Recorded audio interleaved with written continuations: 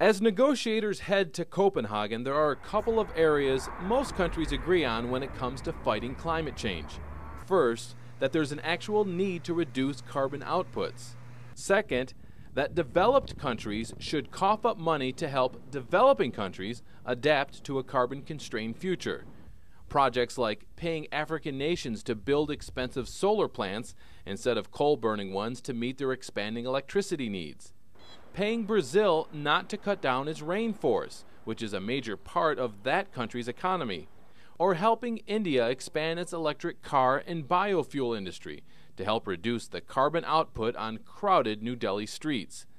Now, who collects, holds, and distributes that money is still a matter of debate. We're talking about a combination of a decision-making structure by which the parties basically agree how the resources that are collected internationally are going to be allocated and prioritized. One of the organizations trying to get that job is the Global Environment Facility, also known as the GEF. It was established following Kyoto to help collect and distribute funds to developing nations.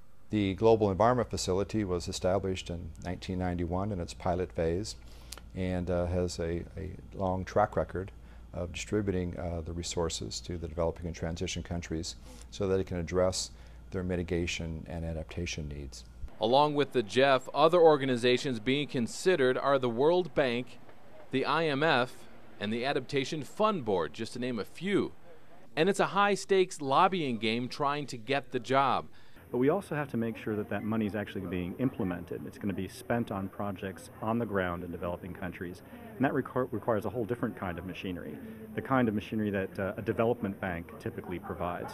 And we're talking big money here. The U.S. alone is expected to pony up more than $150 billion. That's billion with a B. Add in Japan, Russia, the European Union, and we're talking some serious cash. Developing nations say the industrial countries caused global warming. Now they have to pay to clean it up. Anywhere from 0.5% to 1.5% of GNP has been suggested from donor countries over the next 40 years. That's in the range of $100 to $600 billion a year. And besides clean energy projects, the developing nations also want to be compensated for natural disasters that are a result of climate change. As for the GEF, organizers there say they have a track record and countries get more bang for their buck. Well, the GEF operates under the highest fiduciary standards, the highest standards of excellence in accounting and accountability and reporting, highly transparent organization. We're very proud of the leveraging record at the Global Environment Facility. That is, for every dollar that's put into a GEF project, we leverage that to working through partnerships, sometimes as much as 8 to 1. So for every $1 invested in a project, we're able to find another $8 to maximize the efficiency of the contributions of the donors. We're very proud of that record, and we look forward to improving on that record in the future. But a funny thing happened on the way to Copenhagen. While having preliminary climate meetings in Barcelona, 50 African countries walked out of negotiations. One of their protest points was they do not want any of the established private banks to handle the adaptation cash.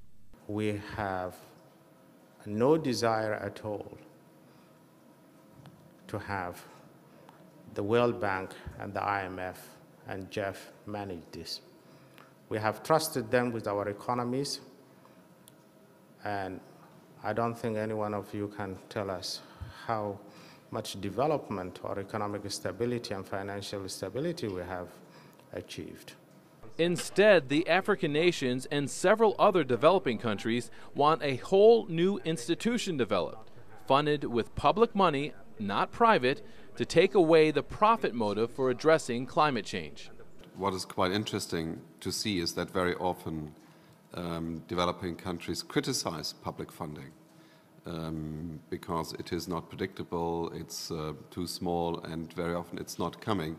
And in this case now they say push so much emphasis on public funding. It's definitely a pattern that we keep creating new institutions, and the recipient countries in particular continue to be disappointed by them. And I think their disappointment comes from the fact that even when they gain more seats, for example, on a governing board, it seems that the donors continue to exercise power over them, that they are the ones that are setting those priorities, they are the ones that are imposing the conditionalities, and developing countries want more flexibility in terms of how the money is spent. And several nations want no institution at all. Instead, they want direct payments into their own treasury from donor nations, leaving the adaptation decision to the developing countries. This is a really delicate issue, and it's at the heart of a lot of the adaptation negotiations. I think there's actually a growing consensus and interest in supporting this, certainly among many of the European donor countries, for instance. And there's also a growing awareness on the developing country side of some of the risks that are involved, that when they have this direct access, they're going to have responsibility they haven't had before. So whether it's Bank A, B, C, or none of the above, as countries meet in Copenhagen, who handles the billions of dollars expected to be handed out will only be successful if both donor and recipient countries consider them legitimate. With developing countries very much looking for equality in that governance structure, and developed countries wanting to make sure that there's accountability so that what the money goes in will actually be well spent. So I would look in Copenhagen to be sketching a good amount of that out, but the details to be worked out later. Well, I think there's a number of questions that are asked. They'll first and foremost look at a track record. You know, what have you been able to do? And are you effective? Are you efficient?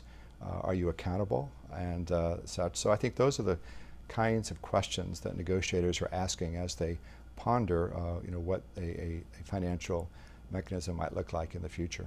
Experts say an adaptation bank most likely will not be named in Copenhagen, but what that bank looks like and where it gets its funds stand a good chance of being ironed out in Denmark. In Washington, Lee Patrick Sullivan, Clean Skies News.